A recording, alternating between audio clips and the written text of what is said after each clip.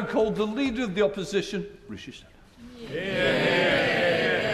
Well, Mr. Speaker-elect, I'm pleased to join the Prime Minister in welcoming you back to the Speaker's chair. And can I also praise the wonderful speech from the Honourable Member for Lancaster and Wyre? And can I start by congratulating the Prime Minister on his election victory? And as he takes on his formidable task, he and his family deserve the good wishes of all of us in this House. Now, in our politics, we can argue vigorously, as the Prime Minister and I did over the past 6 weeks, but still respect each other.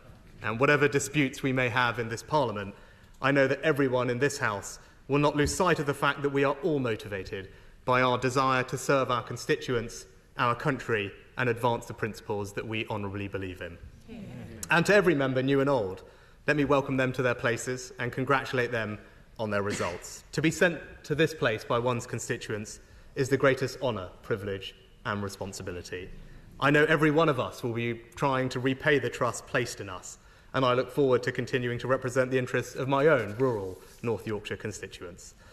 One of the great aspects of our system is no matter how high you rise, you still have that constituency which keeps you grounded. And my advice to all members is to appreciate the role that you have every day that you have it. And for those of us in my party, let me begin with a message to those who are no longer sitting behind me. I am sorry.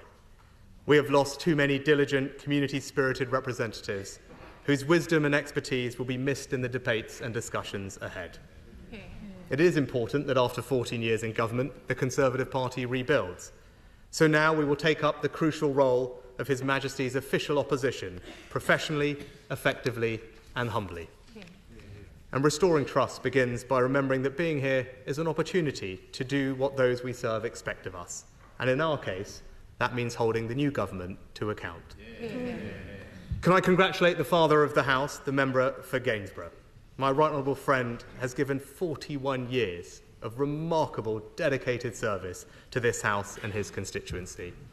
I know full well how ferociously my right honourable friend fights for the interests of his constituents, and I applaud him for that. My right honourable friend is also testament to the benefits of an early morning dip in the Serpentine. And members may be interested to note that the Bottomleys have also had a big influence on my right honourable friend's career.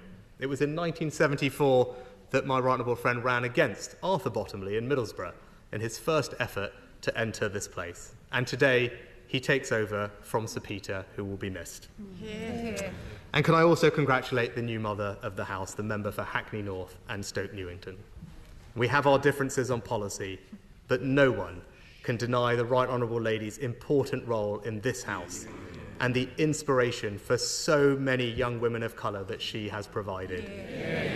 The right honourable lady is true in every sense of the word, a trailblazer. And can I join with you, Mr. Speaker-elect, to thank House staff for their hard work in welcoming our new colleagues to this House and their service over the coming Parliament. And finally, may I congratulate you, Mr. Speaker-elect. When you first ascended to the Speaker's chair, you did so with a healthy majority, and that was testament to your wide appeal and the confidence in which this House places in you and your judgments. The last Conservative Prime Minister, the Right Honourable John Major, who spoke from these opposition benches, said about the role of the Speaker, "The job specification is pretty daunting.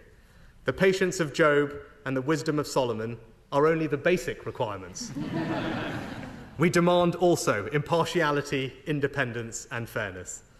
Well, Mr. Speaker-elect, you have shown over the past 4.5 years how to protect that careful balance.